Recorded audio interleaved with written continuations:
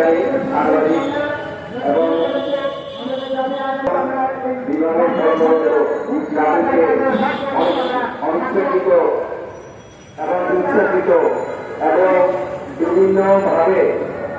কোন ধরনের অনিয়ম দুর্নীতি ছাড়াই বরখাস্ত করা হয়েছে এবং এই বরখাস্তের পিছনে যারা জড়িয়ে আছে তারা ঠিকই এখনো পর্যন্ত কর্মরত আছে। আমাদের পাওনা, আমাদের বকেয়া পাওনা, আমরা কেউ